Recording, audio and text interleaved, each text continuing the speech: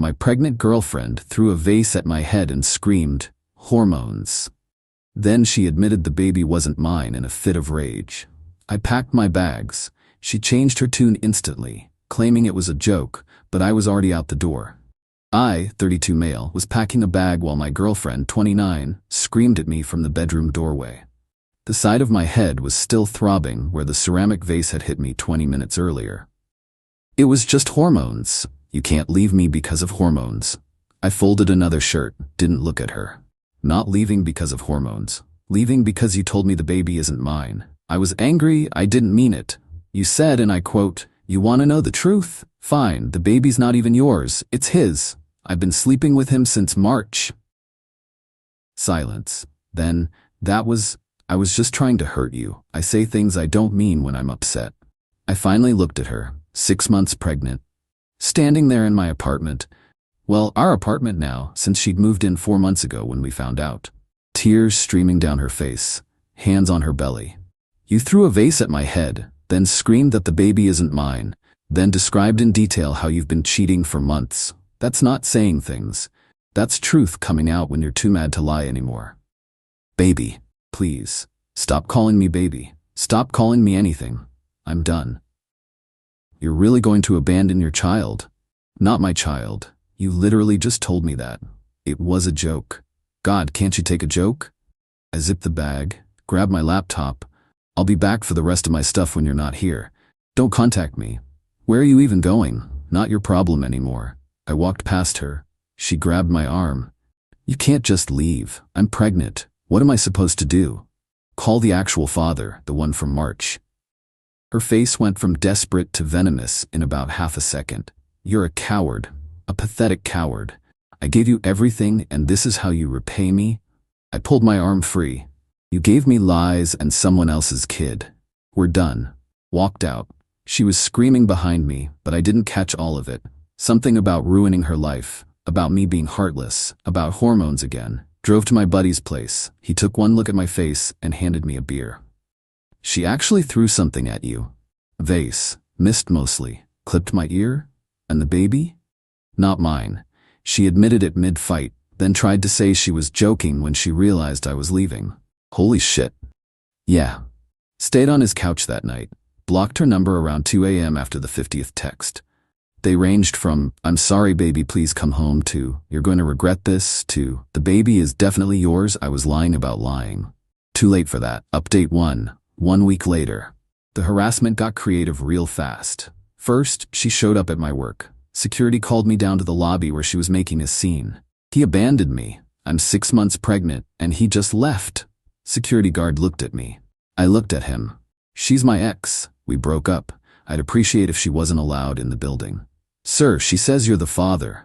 "She also says the baby isn't mine depending on which day you ask her. I'd still like her removed from the building." My girlfriend started crying. "How can you be so cruel? I made one mistake and you're throwing away our family. One mistake that lasted since March. That's not one mistake, that's 4 months of lying." Security escorted her out. She was screaming about abandonment and deadbeat dads and hormones. Again with the hormones. My boss called me in that afternoon. "Want to explain what happened in the lobby?" I gave him the short version. Vase, confession, me leaving, her showing up here. He winced. "That's rough. Look, I can't ban her from a public building, but if she becomes a problem, I'll handle it legally if needed." "Good. And hey, might want to get a paternity test. Cover yourself." Smart advice. Called a lawyer that evening. Guy specialized in family law. "So she admitted the child isn't yours?" "Yes." Then said she was joking. Then said she lied about lying. At this point I have no idea what's true.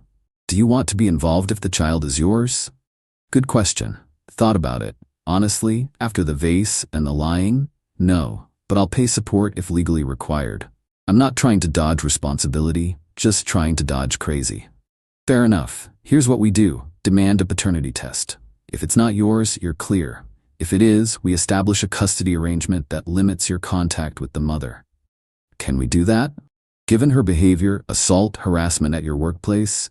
Yeah, we can argue for supervised exchanges minimum. Cost me $3,000 retainer. Worth every penny. He sent a letter to my ex the next day. Formal demand for paternity testing once the baby was born. Also included a cease and desist about the workplace harassment. She responded by calling my mother. My mom called me, confused. Your girlfriend says you abandoned her and the baby? Ex-girlfriend, and she told me the baby isn't mine before I left. She says that was a joke? After throwing a vase at my head and detailing a months-long affair, some joke. Oh honey, my mom's on my side. Good, because what came next was her family. Her mother showed up at my buddy's place Thursday night. Don't know how she found me, but there she was.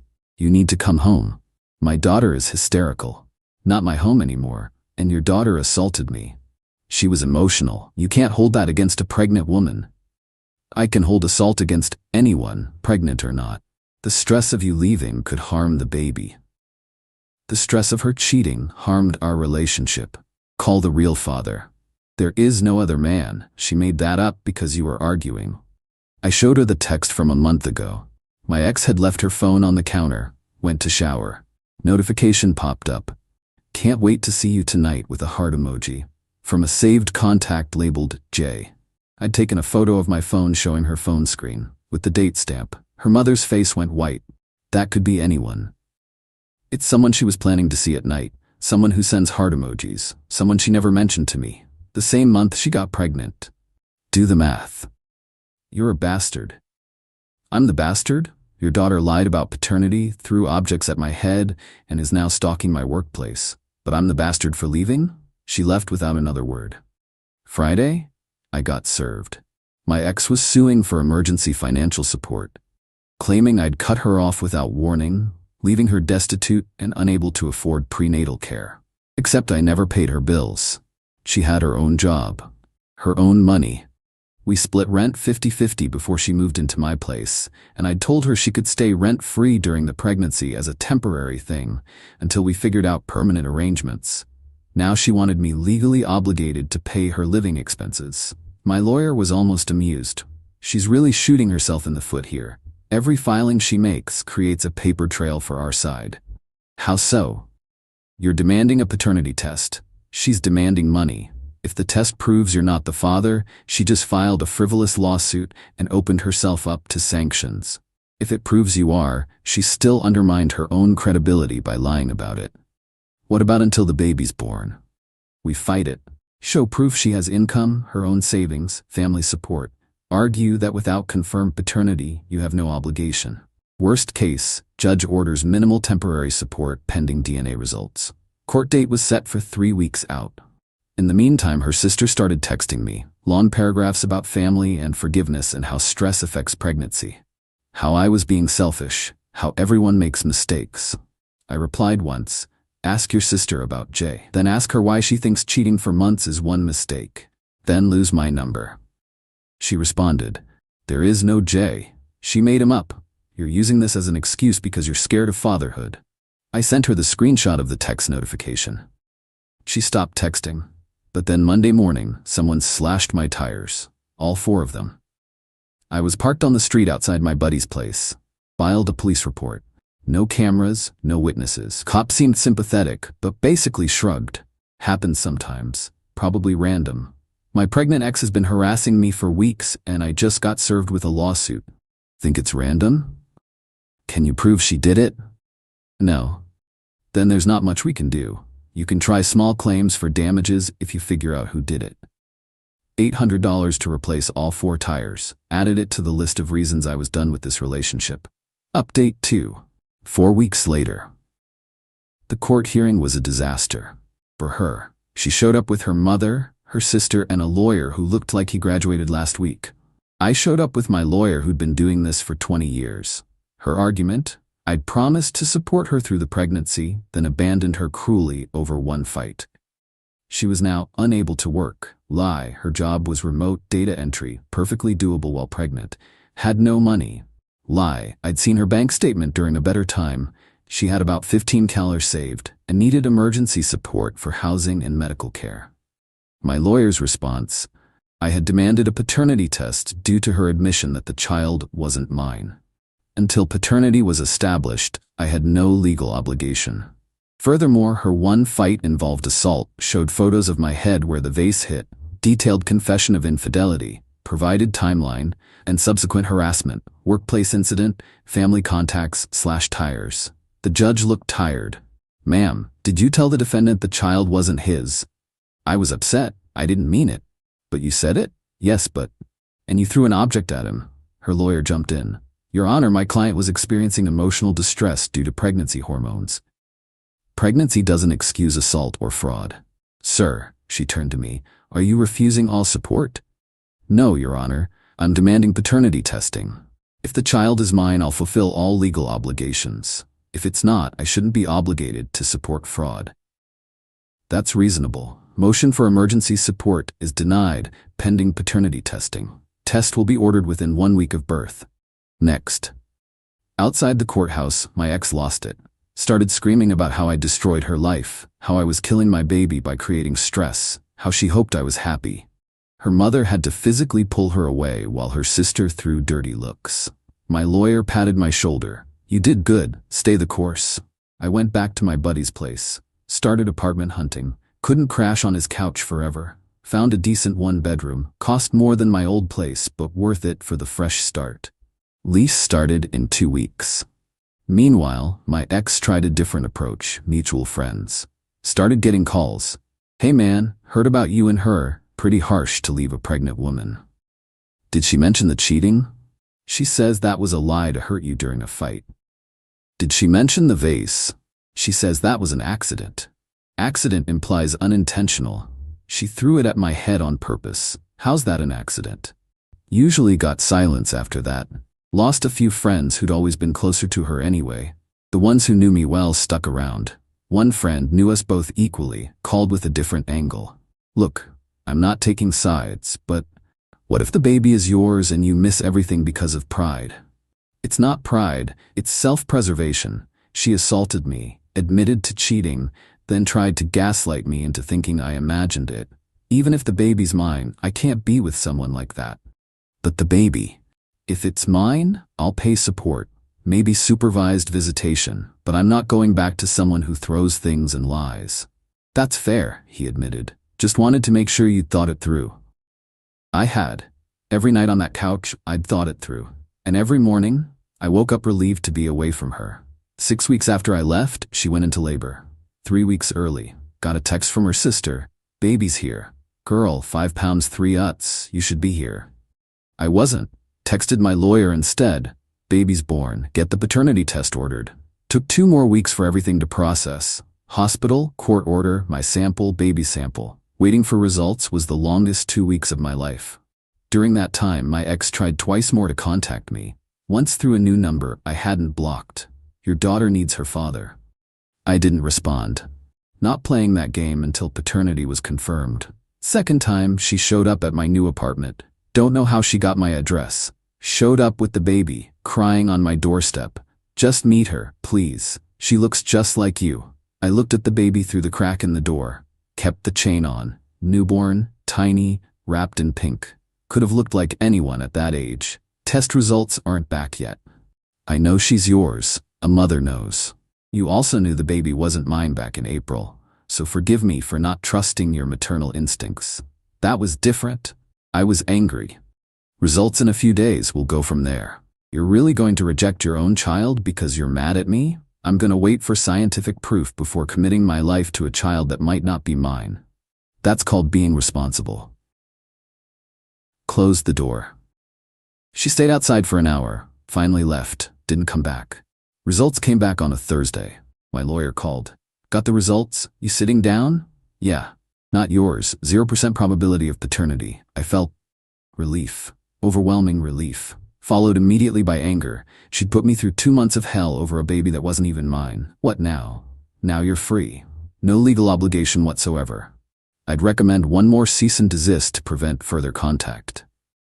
If she continues harassing you, we pursue a restraining order. Do it. He sent the letter same day. Included the paternity test results. Stated clearly that I had no legal or financial obligation to my ex or her child. Demanded she cease all contact or face legal consequences. Her response was a text from yet another new number. "You're really going to abandon us over a piece of paper?" I forwarded it to my lawyer without responding. Final update. 2 months later, the harassment stopped after the restraining order got filed. Turns out a court order carries more weight than moral arguments. Took 6 weeks, but I got it.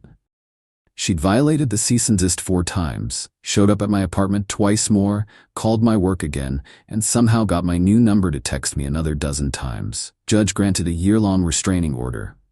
500 feet minimum. But the real consequence came when the biological father found out. Turns out Jay was her coworker. They'd been hooking up since March like she'd said, but she'd never told him she was pregnant. He found out when she filed for child support against him. My lawyer had included his name in court documents based on evidence we'd gathered. He got served, showed up at my door a week after that. Different kind of conversation. You the ex-boyfriend? Yeah. She tell you about me? Only after throwing a vase at my head. He winced. Sounds about right. She got intense. That's one word for it. Look, I'm not here to cause trouble. Just wanted to know, she tried to pass the kid off as yours? For 6 months. Until I left, she insisted I was the father. Did she ever mention me at all? Before the fight? Never. I found out you existed from a text notification, then she confirmed it while screaming at me. He shook his head. I'm dealing with it now. Court-ordered paternity test came back. Kid's definitely mine. Paying support, figuring out custody. It's a mess. Welcome to my life from March to June. How'd you deal with it? Lawyer. Documentation. Boundaries. Don't let her guilt you. Don't engage with the emotional manipulation. And for the love of God, don't go back. Not planning on it. Just wanted to know what I'm dealing with. Someone who lies reflexively and blames everyone else for consequences. Good luck. He left. I felt bad for the guy. He got trapped by biology. I got lucky with timing. My ex tried contacting me one more time through her mother. Email this time, since everything else was blocked and legally prohibited. My daughter is struggling financially. The father refuses to pay adequate support. You lived with her for over a year. Morally, you should help. My response: morally, your daughter should have been honest about paternity from the start. Legally, I have no obligation, as confirmed by court order. I suggest your daughter and the biological father work out their issues without involving me. This is my final communication on this matter. Copied my lawyer on it. He approved. That was 6 weeks ago. Radio silence since then. Life's getting back to normal. Work's good. Apartment's good. Started seeing someone new, taking it slow, way slower than before. Trust issues are real now. Buddy, whose couch I crashed on, got married last month. Gave a speech at his wedding about having friends who show up when life goes sideways. Got a little choked up. He later told me I could have stayed as long as needed. Good people exist. Financially, the whole thing cost me about $8,000. Legal fees, tire replacement, higher rent, moving costs. Not cheap, but cheaper than 18 years of child support for someone else's kid. Emotionally, still processing. Therapy's helping. Turns out, getting assaulted by someone you love leaves marks that don't show up on the surface. The what-ifs hit me sometimes. What if I'd stayed? What if I'd believed it was a joke excuse? What if I'd waited until birth to confirm paternity? I'd be trapped. Legally tied to a child that wasn't mine. Stuck in a relationship with someone who'd rather lie than tell the truth. Paying for someone else's choices. Instead, I'm free. Single, starting over, but free. The baby's 4 months old now. I don't know her name. Don't know what she looks like beyond that one glimpse through the door. Don't know if she's healthy or happy. And that's okay. She's not my responsibility. She has a father, the real one. He's dealing with it. I hope he's better at boundaries than I was. My ex hasn't moved on though. Heard through mutual friends, she's been telling anyone who'll listen that I abandoned her and our baby. Still lying about paternity. Still playing victim. People who know the truth don't buy it. People who don't, their opinions don't matter. Learned some hard lessons through this. Red flags I ignored early in the relationship. Moments where her temper showed and I wrote it off. Times she lied about small things that should have been warnings. Won't make those mistakes again. Someone asked me recently if I regret how I handled it. If I should have been more understanding about the hormones, more forgiving about the vase, more patient about the paternity confusion. No, she threw an object at my head, admitted to months of cheating, tried to trap me with another man's child, then spent months harassing me when I wouldn't play along. I protected myself, set boundaries, required proof, followed through when proof showed I was right. That's not cruel, that's survival. The vase missed mostly, just clipped my ear. Still have a small scar, reminder to trust actions over words. To believe people when they accidentally tell you the truth during anger. To know when to walk away, even when someone's crying and pregnant and calling you heartless. Because sometimes being heartless means having enough heart left to protect yourself. She wanted me back when she needed someone to play daddy to another man's kid. Not because she loved me, because she needed someone to fill a role. And I was done playing roles in someone else's story. Living my own story now, it's quieter, simpler, honest, no vases flying, no lies about paternity, no drama at work, just me, my apartment, my job, and a future that doesn't include someone else's betrayal. Best decision I ever made was packing that bag while she screamed. Best thing I ever did was keep walking when she said it was a joke, because staying would have been the real joke. And I wasn't laughing anymore.